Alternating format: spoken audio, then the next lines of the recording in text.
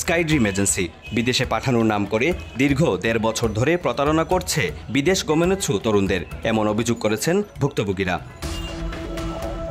ইউরোপের বিভিন্ন দেশে ওয়ার্ক পারমিট করে পাঠানোর উদ্দেশ্যে সিলেটের বিভিন্ন জায়গা থেকে আসা ২ শতাধিক মানুষের কাছ থেকে ১,৫০,০০০ টাকা থেকে ২ লাখ টাকা প্রসেসিং বাবদ জমা নেয়ার অভিযোগ উঠেছে এই প্রতিষ্ঠানটির বিরুদ্ধে।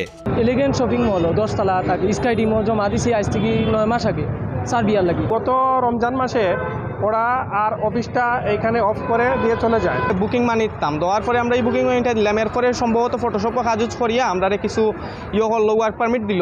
আমরা 3টা পাসপোর্ট দিছি, 3টা পাসপোর্টের লাগে 390 দিছি, পরে পারমিট হওয়ার পরে আমরা আরও 3 লক্ষ টাকা দিছি।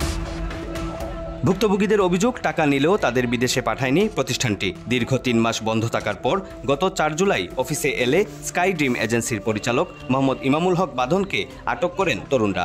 অভিযুক্ত পরিচালক টাকা নেয়ার কথা স্বীকারও করেন। তারা যে অভিযোগটা তুলেছে এটা সত্য, মানে এখন তো সত্য অভিযোগ।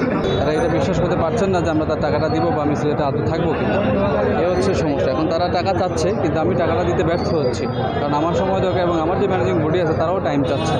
এদিকে ভুক্তভোগীরা কোনো সমাধান না পেয়ে ইমামুল হক বাঁধনকে পুলিশের কাছে সোপর্দ করেন। টাকা ফেরত পেতে প্রশাসনের সহযোগিতা চান তারা। ভুক্তভোগী হইয়া যে বর্তমান অবস্থার মধ্যে আছে, এটা খুব একটা কষ্টের মাঝে আছে। আর আমরা চাইলাম জিনিসটা একটা সুষ্ঠু তদন্ত। আমার 1,40,000 টাকা টোটাল হইব 3 কোটি বা 3.5 কোটি ওরকম হইব। প্রায় 200টার মতো ফাইল আমরা শুনছি। পুলিশ বলছে এই বিষয়ে মামলা হয়েছে, তদন্ত সাপেক্ষে তার বিরুদ্ধে ব্যবস্থা নেওয়ার পাশাপাশি ট্রাভেল এজেন্সির তালিকা সংগ্রহ চলছে। মামলাটি বর্তমানে তদন্তাধীন। আমরা তদন্ত সাপেক্ষে তথ্য প্রমাণের ভিত্তিতে আশা করি তার বিরুদ্ধে আইনগত ব্যবস্থা গ্রহণ করব। স্বচ্ছতার ভিত্তিতে যাওয়াটা সবচেয়ে ভালো হবে, নিজের থেকে নিজে এইভাবে ব্যক্তিগতভাবে যে কেউ প্রতারিত যাতে না হয়।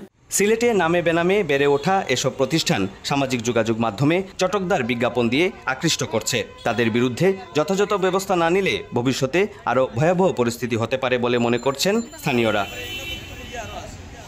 অপু বণিক, সময় সংবাদ, সিলেট।